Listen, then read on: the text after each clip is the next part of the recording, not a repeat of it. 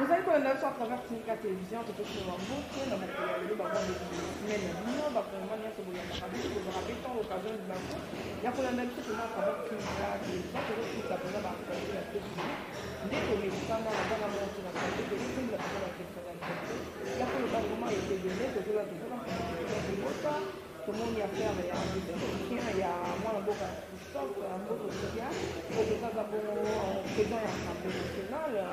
Tout le monde y tout à faire, il y a des présidents, moi la boca, le fond, il y a bon, il y a pas ce qu'on est, il y a pas ça, il y a pas ce qu'on est, il y a l'Assemblée nationale, il y a le legislatif, il y a à terminer le bureau de j'ai fait le matin, parce que il y a beaucoup de gens qui en tout cas, le gouvernement est aidé, le gouvernement est le gros gouvernement qui est là, la montée de la plateau, le panneau le Kolangai, à la liste du Kolangai, de faire un événement bâti, au lieu de Tunana, de Koloba, en tout cas, de Koé, la ligne de c'est ni pédé de Sudabé, c'est tout le mini peuple dans la Kassai, le Kolo Kapenda, le Négé, la Guinée Kassai, les Kassai, là, pour fonctionner, mais les Pézans Kassai, les Akosam, on a compris que les Abon Mamou, l'Angoboté, au-dessus de la question de Mbote Katia Vokala, Marula de la presse congolaise, Mbote Bayo Balandaranga na Kata Top Africa Télévision,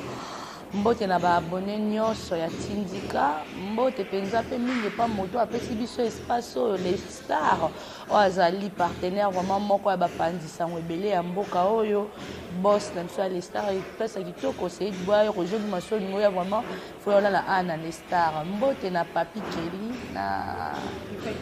na Rifin Kisombe ba Mbote na ba boss ya Tindika, Mbote vraiment na ba kongomani nyonso. Merci beaucoup, Katia Vokamaro. Merci, tu as la candidate à la présidence de la République à 2023. Biso Bassi au président de la République à Lobaki. On a besoin d'un adversaire à Bassi, Biso. Donc, quand on s'appelle il a été. Ok, Margot, tu as la finale à niveau de l'Assemblée nationale. Tout le monde déjà 100 députés déjà déjà pétition contre un bosso. Tout le monde y sont députés déjà signé pétition contre un bosso. Puis un bosso le premier qui est sous le niveau et attendu par tout le monde déjà que dans la campagne avec le chef de l'État qui n'est pas passé par la mouille autant que la rapide dans la mouille. Vraiment, merci beaucoup Katia Vokama. Christopher Mbosso, il faut aller vieux à Motokala. Christopher Mbosso à Motomo Akala.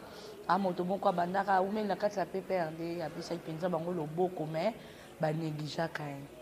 Christopher Mbosso a ekozonga moto tango komi lelo président ya Assemblée nationale.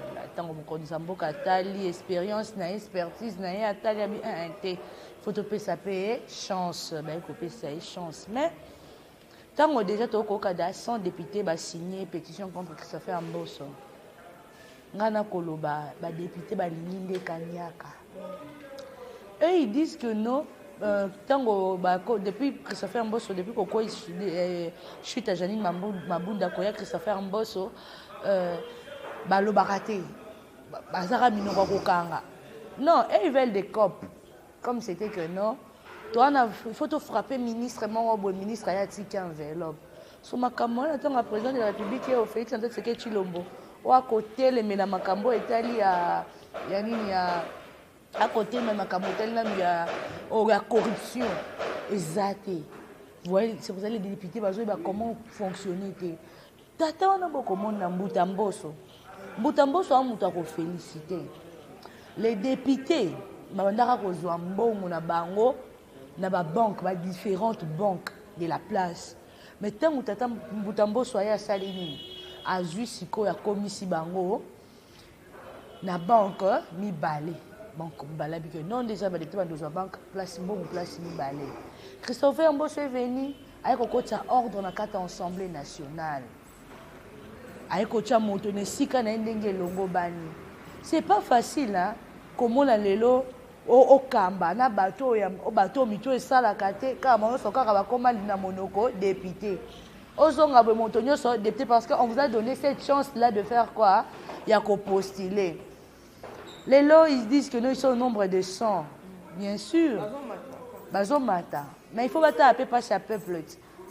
Christopher Mbosso alakisi bango base na été place ba vota ki kan Luka alakisi bango base bango pe balakisi la biso non bien sûr il a droit pour préparer terrain mais alakisi bango base habite ngai nanga bengaka nga na 0 RT to ngai ezalaka te balobi ka lokwa wa fingaka nanga to lekisa ete nga penza ba vota kanga penza na scrutin pe abo ke ba vota nga penza ba isoloir.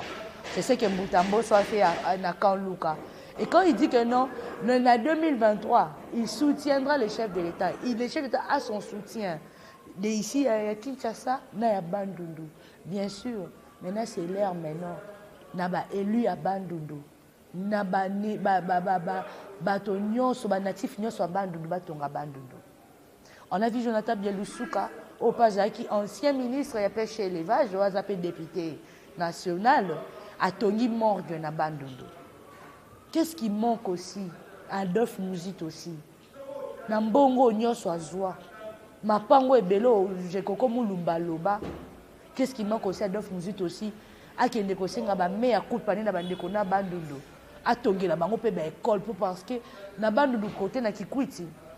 Ezakaka na courant, ezakaka na hôtel ya Adolphe Mouzit. Courant ezalaka te. Non, et ils ont utilisé ces peuples. Ils ont utilisé la population.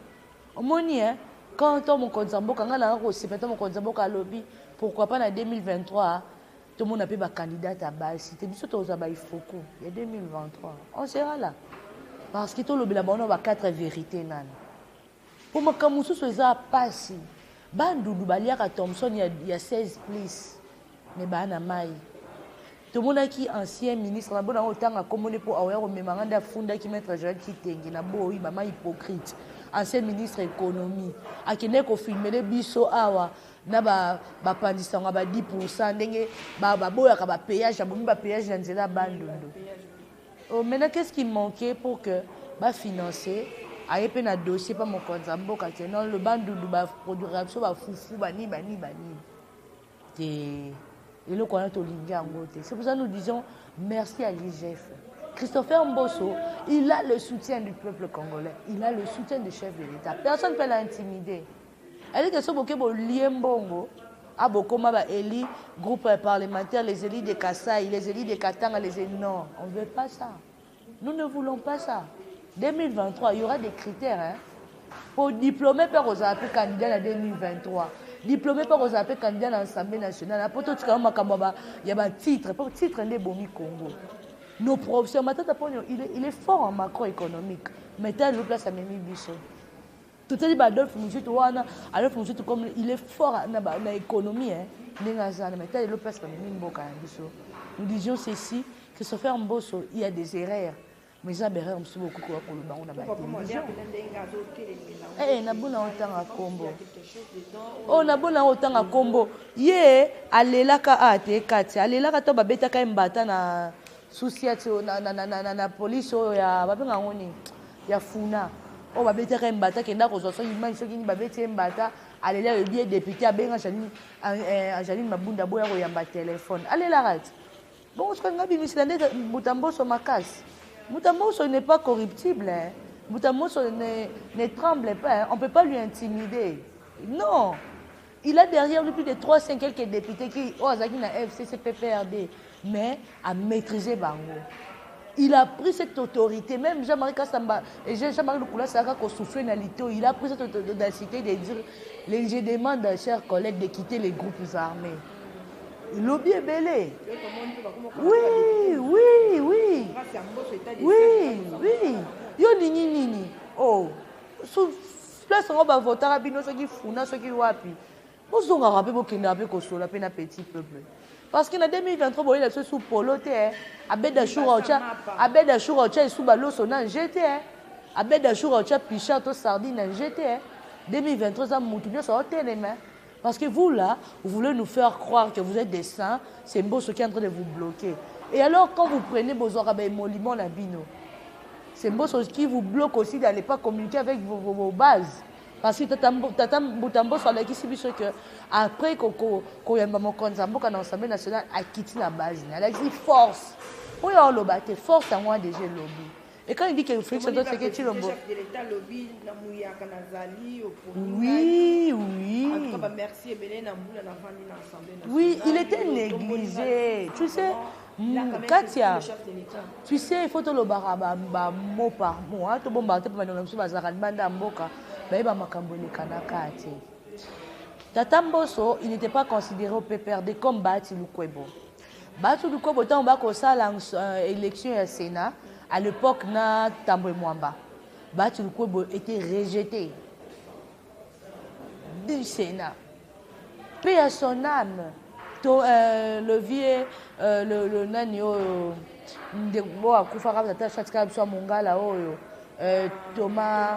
Henri Thomas Lokondo. Le vieux avait de Azaki n'a souci. Lelo ndeko na biso muya ya lelo comme ministre ya information porte-parole à gouvernement tori ba position a été. Ils étaient là avec le Willy Makesh, ils ont combattu le vieux Henri Thomas Lokondo pour dire que non, il ne peut pas être candidat dans la Assemblée nationale pour Nini Palou, avalé parce que Palou a allé à PPRD. Le vieux avait de Azaki n'a souci. Souci on a Mutambo aussi avait ça. Souci on a payé on a nani modeste bati Azaki ata kwaza lokwa nyoka mais to ko tanga pe kombo na ekaka. Pour bango pe to ko yeba te système ka les corbeaux et les renards. Système base de kaka fromage. Siko ezate question bona kata union sacrée ko sokola salité na non. Boko saki. Vous êtes à l'union sacrée. Il faut boyer baka devoir de mémoire. Denis Kadimbaye aujourd'hui qui se dit si tu es journaliste, je me demande sur la journaliste, il faut soutenir mon compte Mboka. Mais Denis Kadimbaye il oublie. Nous avons dit ça en Akabat. Attends, lui, les linges, c'est là, en famille, photo Yebaka. Qui est qui? Parce que ce sont nos frères de l'IDPS, nos frères de la diaspora, nos frères congolais, les autres qui peuvent aussi applaudir. Qu'on s'appelle Hollande. Moi, gay, na pouvoir, il y a chef de l'État. Denis Kadimbaye, quand il était du PPRD, il a donné les wewa, casque, on appelle ça, Tata Raphaël à l'époque. Tata Tshisekedi Azolinga Bima, Denis Kadimbaye a salé le Kouana. Il y a des images. Il ne faut pas que nous oublions tout ce que vous faisiez. Ne pensez pas que ceux qui les loboyent na kata ensemble, na kata union sacrée, babette la bino maboko mieux de bébé chéri. Oh non, il est garant de la nation, de bon fonctionnement de la République. Maman. Oh, bino, omoni Zana Lobano, omoni monto, omoni un chef de l'État. Hein? Il connaît tout. Il connaît qui est qui. Il connaît qui est le flatteur. Il connaît qui vient pour intérêt naïe. Il connaît Katia. Akinoa. Ayebi. Ata ko bamsolo mama Margot, mokonza mboka. Non, ayebi. Ata ko azana plus de 8, ceux qui plus de 8 millions d'habitants, ils connaissent comment la RDC fonctionne. Parce que ayebi tangaza qui a $, na mi na ezaka na 1900, et le dollar est comme na 2000 et que 2020, il connaît. Oui, il connaît. Ayebi bien oh. On a pensé à Yebi. Marambamboso, tout ce qu'on appelle la bande de combat, c'est qu'on a nous payé, c'est pas bien. Moi, je suis Margot, là où tu as avancé, tout à la paix à l'Assemblée nationale, moi, un peu de décoloniser, on va dire comme porte-parole, comme une commissionnaire. Il y a autant de la province, il y a Congo, pour qu'il y ait tout ça, on va faire, à qui va y aller à Kassai, il va aller à Kassai, il y a le là comme le devant, à risquer suspension à l'Assemblée nationale. Parce que nous demandons à un comité des sages de l'Assemblée nationale. Et les gens sont charmants. Azana est élu. Il y a élu national, il y a Lukunga. Tokoloba, Tokozongi, ça va être un devoir de mémoire. Comité des sages. Tabobi au niveau sisma pour à déborder qui exemple il y a oui avant Kende à Kendaki moi j'ai les images de l'excès na Top Africa non à Kendaki atambo ba benga qui côté kuna ya là honorable Franck Dion avant de rappeler côté ba mbinza place ba votailler oui à l'excès munga l'excès qui va image wana de deux Tomoni Ados Ndombasi Eli à Funa la circonscription à Makala, place va voter na Funa. Dos Ndombas aujourd'hui qui est allé découvrir à la découverte, il y a Makambo Koleka na Congo central, il y a un chemin de fer. À Dos Nombas, aussi Congo central. Pourquoi pas, comité élu à Congo central, qui a fondé Dos Nombas na comité des sages. On a vu dans le Covid, honorable législateur Tamepo Charma Basali commission pour défendre Makamabasso de Mouton. On a vu Modero Simba, qui est actuel ministre du tourisme, à l'époque député. Modero Simba, qui est Eliezer Ntambwe, mais Azalaki élu à Mwanda, dans le Congo central. Modero Simba, quand il prend le courage, il y a Tambola Awa. Modero Simba, aujourd'hui ministre du tourisme, Ayebi Mwanda Bana couranté. Qu'est-ce qui manque pour lui dire? Modero Simba, tandis qu'il y a l'équipe ministre, mais ils ont Cyprien aussi. Cyprien Modero Simba et Bissabiso, bande qu'on a biso Mwanda ba vivre à l'électricité exacte. Bako vivre insécurité eza makasi. Modero Simba ministre du tourisme bino bat bauta ki Mwanda ponga na kindara na yaka mais bino bauta okende actuellement. Ozaki na ministre avec Daniel Asselo. Modero Simba ton suppléant, monsieur de même madame la suppléante à l'Assemblée nationale a expliqué biso pourquoi plage hein oya biso oya mapelé na biso ba fréquenter ngo liso ba comment va fréquenter ka plage moko songolo pakala. Po bango ba sala hôtel à monene. Oui, plage à Zoé Kabila. Site touristique. Vous êtes le ministre, bientôt là, vous aurez quelques mois. On a vu, félicitations à Aimé Boji Sankar. Oh, vous êtes député, ministre à budget. Ok, to. Na Sonia Roley, oh, Zaka Thomas. Mais Sonia Roley a bêté RDC Maboko. To na biso budget mati. Nataka Imuko Ijef a Kali. Mais Eliezer Mposhi Charma, il a fait son travail. Tant qu'il est député. Tu es bidé Kassaï, chef de téléphone qui est en octobre. A qui côté à bande konae. A remettre là bas un message nini. Pour tout le monde qui va pandisa en musu na tanga na sur comme la baronté. Oh, né, nga. Oh, ba tchana ane. Ane to kindara, so ba bike na lobe ma bebe ki ba lexinga video place na lobe ma bet. So ba lobe tinga pa ba tininga na obanga ane ande. Na obanga tina boyi na ande ko fula batu mususu po ba taliban ba linga ko fula mutu nyonso. Nga boyi na ko fula mutu nyonso. Tanga zu courage à koloba ete kuna na Kasai ba lifuta ka 100 francs qui descend pour batu balia mais lui-même il est azan natif à kuna botami kuna na Kasai.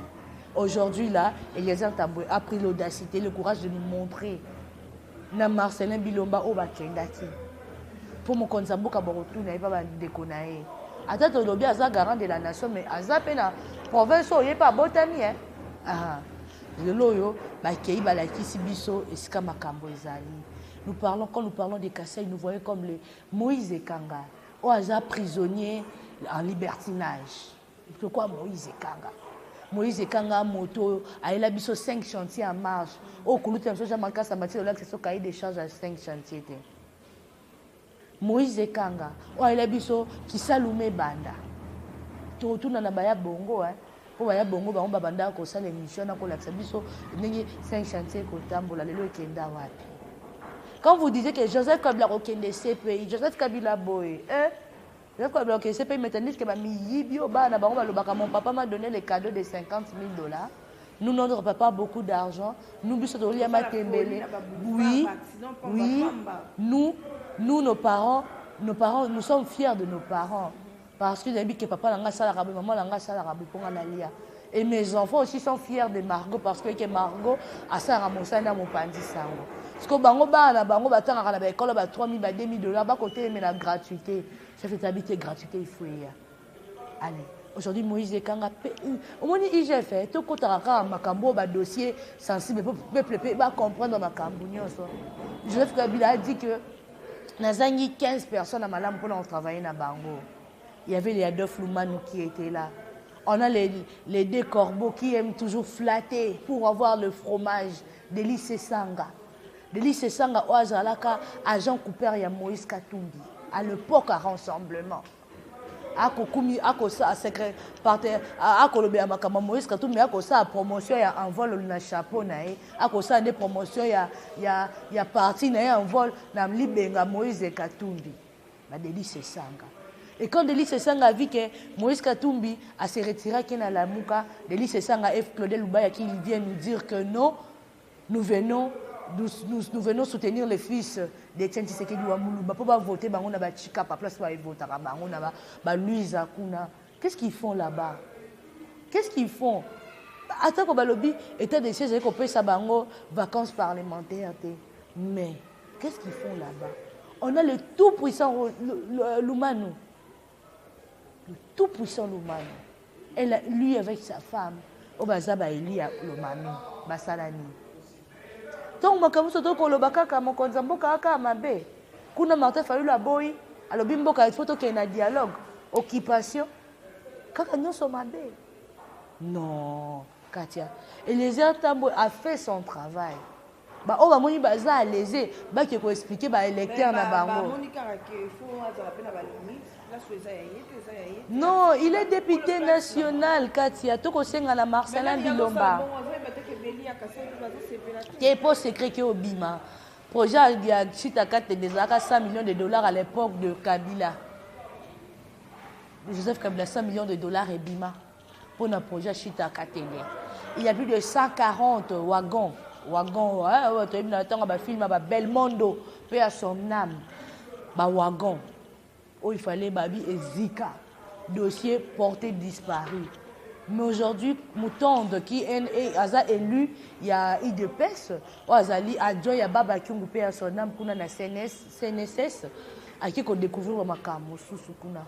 Nous avons foutu dans un bon douane, au bilo qu'on est le Lubumbashi, Komati, Kasai. Mojimai, boa moté à Mabé, n'a reçu à la Marcelin Bilomba. Il y a nos frères congolais. On n'en dit qu'on ne vient pas. Nous voulons valoriser les Chinois, les Indiens, les Libanais, ceci, cela. Vous êtes vous-même aussi conseiller. Vous faites partie de la diaspora. Parce qu'aux Amoko, au Salapé, faire nos nakata ya Belgique, ceux qui Suisse, Marcelin Bilomba. Aujourd'hui, quand vous prenez l'audacité, il y a des expatriés qui passent. Ils amènent leurs projets, ils exposent leurs projets chez vous, quelques conseillers là-bas à la présidence. Beaucoup de projets, beaucoup de beaucoup de expatriés. Tant que les Chinois, merci au chef de l'État. A fait 2 semaines, na ministre infrastructure, Azali, moi, Mboka Gaizero. Après, ici, 2 semaines, il expliquer le contrat ya sino-congolaise et la chinois. Biso RDC bénéficie de Biso les amis. Parce que dans tout le province, les Chinois sont là. Ils viennent. Ils nous disent que non, Katia, Biso tu es kocha maï, tu es kocha courant, menacé à maï na courant, les Chinois bakangé sika ola musoko bimisaka olo. Toko tunaya José Makila, beaucoup là ka dis-nous. Aujourd'hui, nous venons de découvrir dans l'Équateur, or. Hein? Or, ils ont mis en Équateur, Katia. Beaucoup là. Quand vous disiez que non, l'IDP, c'est le nom acharnement pour la Makamba, on a tracé CSTP. C'est quoi Équateur? Jean-Pierre Bemba Gombo, Boye Bissabiso, les Loyo, les Chinois, Bakeli, Bakeko, c'est caparé dans Makambouana. Aujourd'hui, l'Angola, Bazui, Maïna Biso, Babébisi à Kasaï. Quand il y a mboko ezala mbongo, il faut tomber taratolo. Au moins il a pas si bango raison. Maintenant on a sommes sous ba résistant ba koloba d'autres par raison, quelque part raison, mais en ko finga de ma beto lobande makambo po mo konza mboka sala. Le chef de l'État fut un combattant de la place. Ayebi combat. Mais quand il est là, il faut conseiller na ba sungaye. Directeur à cabinet Guilherme Nembo, qui a été sur terrain, cher monsieur le directeur du cabinet. Parce que on a vu son moussous baya, abamsouba koufa ma crise à tension. Ba moussous ba mbongo aussi là, a un projet ba ko senga au financement. Est-ce qu'ils ont le sens vraiment? Non, ça n'a pas de sens. Ça n'a pas de sens, Katia. Yango est-ce que le niveau suspendre Eliezer? Botika to ko senga na bango. basa mosa ndenge longo bani bientôt la 2023 basa mosa la ndenge longo bani. Ok, maintenant tu bandi pochité tu vas pas pantisano tu ça ramsala au to ko lolenge pe tu ta raba sur président et ça les avons peine la misala il faut te faire ça tu vas tu vas landa au-dessus comment on a photo ba tu publier à chaque état tout à l'heure la page à présidence au monde monde nako senga na bandeko na biso ya présidence de la République baranki na bino bochara ngona no pembeni na sens nini. Vous voyez comme on vit comme ça. Ezate ke pona kaka ngadi naza pro ngainde boye ngainde Eric Nindo ndeko na biso oye na présidence tobetela ki o maboko lelo mingi bakomi ko ye nga mkwana wecha bisinga minanga abinanga Eric Nindo abande pa na nga na ite satanga kombo ngo bien lelo yo Katia président de la République pose accréditation comme un problème. Vital Kamerhe et Sika Zali Atalara et Andoïke, nos frères de l'INC, Billy Kambale, vous êtes si nombreux. Bah, Aimé Boji, bah, Molendo Sakombi. Boka Molana nous vite, bien jusqu'à Koussema Matoy. Parce que Koussema, à chaque fois, il fait des trucs comme si nous négligeons. Koussema alingi akoti Eric Nindo makambo na bango ya mabeo bango babandaka ngo na 2018 mon konzavoka leka qui chef de l'État. Et ils veulent que quand vous venez vous prenez même l'accréditation, c'est tout un problème. Le président de la République à l'époque Kabila bazaka na 300 médias. Mais aujourd'hui à l'époque chef de l'État ba na 20 médias ou ba accrédita. Est-ce que c'est normal?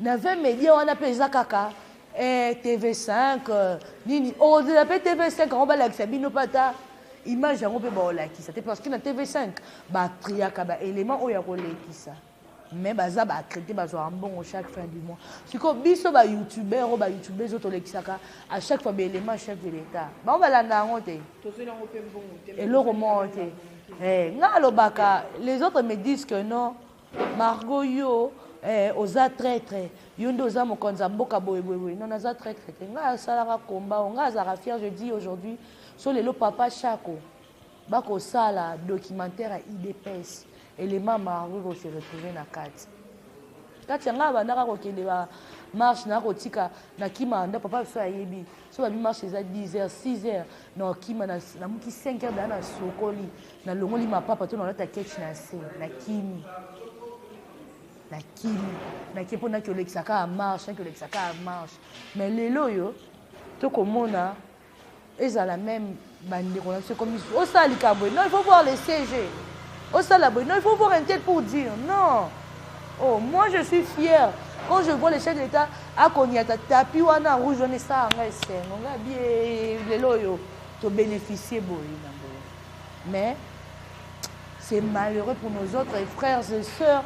Oh bah koka chèque quoi te ba changer na bango les côtés mais Eric Nindo bosa musande senge ya bani parce que ko publier photo chef de l'État bongo et que ya son en plus la page de la présidence de la République et que ya son makasi na sepe ne loko ana te tout comme le balisanga bonganga le 15 pe yango to ko pisana na lembe tout le monde boka chanter ko la le gouverneur de la ville wa te na marche de la tebo et là qui likanisi ka pona kangi na bango ya sini ni prestataire ma qui a lié par pour marcher alors ndenge tamola ki chantina le bino marche de la nuit derrière tout le monde sera bon en attendre bien le bino marche comme ça et puis va marcher kaka pona makambasimité va marcher pour na même affaire qui va avec va marcher pour na loi ya tsani ni sanga bon na ko kangi kala wana zala ki wa pona ko ba o ya le ko ba fini ba avec et c'est l'équipe. Par rapport à l'histoire mars elle est 15 oh j'entends ngo bilambaka pe kisi bango marche point ba tchaka ba cash net na ba gel douche oh eza repesa bango valeur te atika bango ba marche gaz epenge olinga base epenge ko marche mukolo wana omoni nani oyo komone nani oyo nani komone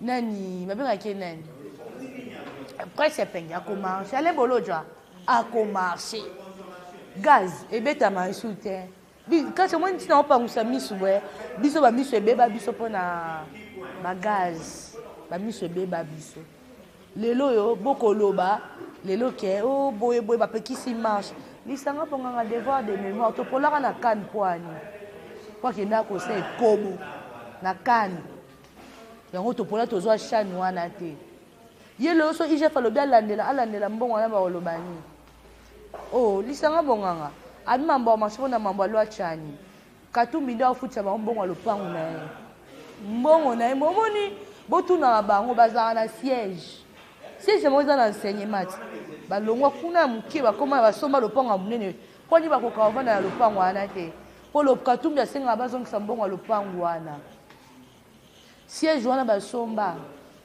ya eside wana eza mbongo ya katumbi katumbi alobaka bazongisele mbongo na ye mpo na mbongo na bango ya campagne babimisaka ye dauphin akozwa mbongo wapi sikoyo lisanga bonganga alobi mboka baevêque lelo isasela bafamille basengana daya bolimbisi so alinga tumbola esu pota tozongisa esu baécole fictif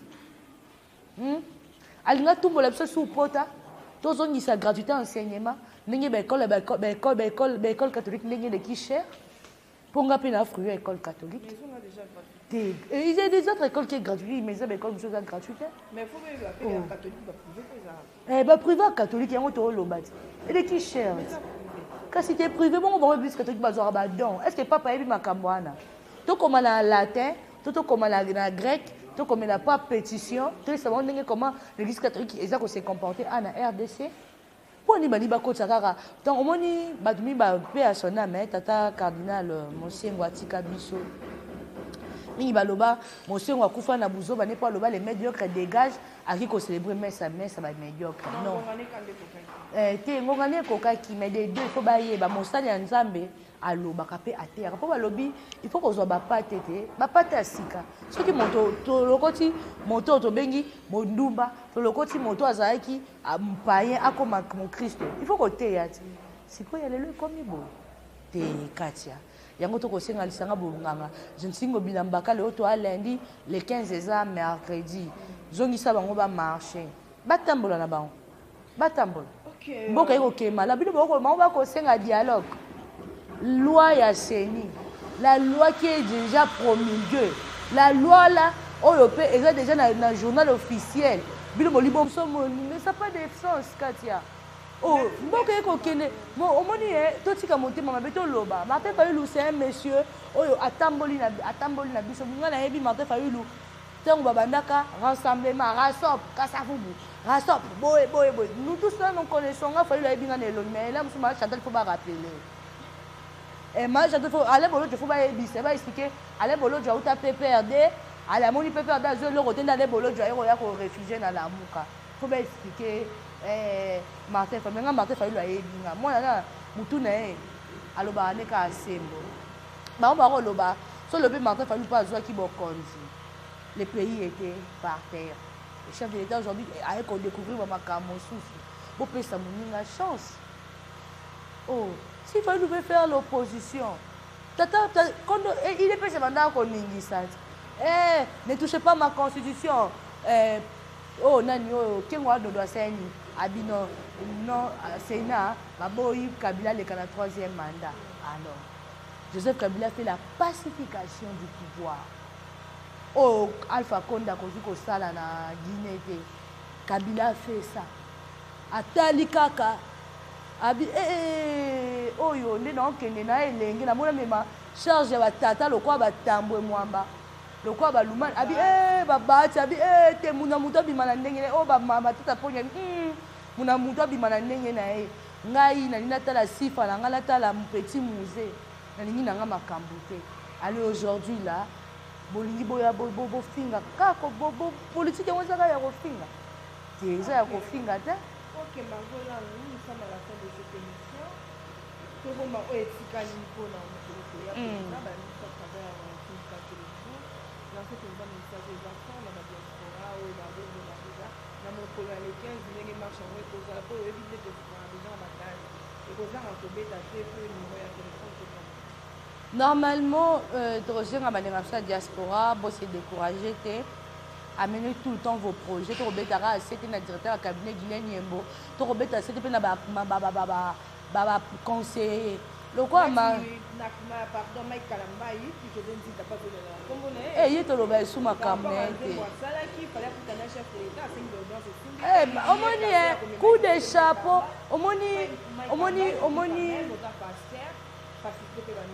Omoni to lo bailo comme coup de chapeau na présidence de la République. Même on a président de la République qui est moko. Amoni qui est naza président école moko na président bato nyonso.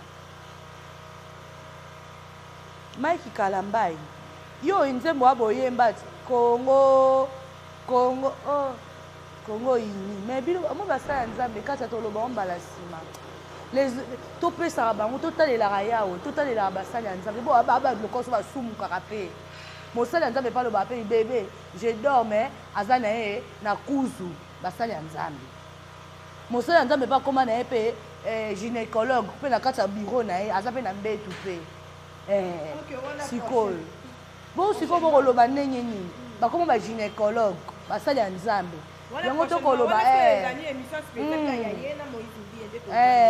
mbala moko bapresente mpe bacondoléance na paster Moïse Mbiye na souhaite mpe joyeux anniversaire félicitation mpo nde akomi oyo tokodécortique yango eza bafruit eza na kati bandeko na sa diaspora bolemba te totiakaka toujours kongo na maboko ya nzambe tolemba te parce que eza mboka moko eza béni lelo tokomi kodécouvrir makambo tokomi tobandaki koyeba te budget ezalaki na 6 milliards lelo budget ya mboka na biso emati emeboji mpenza félicitation ministre ya budget mpenza alokwa oyo azalaki okuta te mayo mambeki epe azongisi mwa crédibilité ya inc emeboji félicitation mpenza en tout cas merci na banyonso balandanga na ta parc ya télévision merci na équipe ya tindika bambote belé pas les dibois na pesi bambote pa ya Roger Luma le président fait que na kati ya poto kuna na kati ya France bambote belé pa papi maibela empire basket papi bati ya de bonheur misanga Patrick Obumba bambote na yo. OK voilà on a pris la présence de la bambote et on a babon papi qui nous a en fait on est papa aussi la Richard Longa qui fait quoi du fiscal de Paris et que par exemple là Acha il fait des comptes à Londres, il y a Roger Luma, je vous salue en passant, et il y a Roger le combattant aussi, donc il y a la Ouazala Kaka. Roger le combattant, bon, c'est non, Roger le combattant. Les amis des partis, donc, oui, à Paris, voilà, je vous salue aussi. Tout le monde est venu la prochaine émission.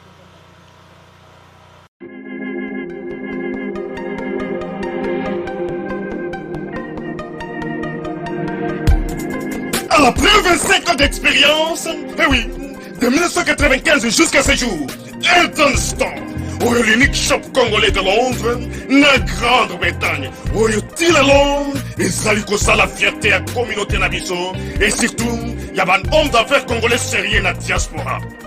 Oh yes, yes, yes, yes. C'est créé Edenstone et Sali Kakamoko, le sérieux, à quel na service qui toko na ba client na ye. Avec ma produit na ye, où il y a première classe, il y a qualité supérieure. Oh, il y a ma bombe à Eden Store. Oh yes, mon client bimbe yeba. Ma maman à Londres va confirmer. Eden Store, c'est le berceau de produits cosmétiques. Il y a solo produits originaux. Et yes, les alipes berceau de produits alimentaires, naturels et organiques. Au travers de nos produits cosmétiques, Eden Store détient le secret. Secret ya solo. Oya poso ya mama mwasi kitoko. Poso ya mwasi penza basali kolula. Poso ya mwasi mobala kotala ye alemba te. Poso soko tamboli masanga sima. Eh oui, yango de ba produits ezoteka na kati ya Eden Store. Na ba produits alimentaires. Oya Eden Store, yango de secret ya cuisine ya mama congolaise. Eh oui, nyonso ko se pensa mobali na yo ezali. Pondu, matembele, ngai, ndole, fumbwa, ndunda, bilembwe, oyo nyonso penza, oyo kobonga pona cuisine na ezali. Oh yes, yes, yes. Olingi mobali na yo asepela na yo libela na libela. Olingi mobali na yo atala kayo lokola mwasi azali kolula sika. Oh yes. Olingi mobali na sisa biloko nyonso tiela kaye na mesa. Secret zali kaka moko. Eden Store.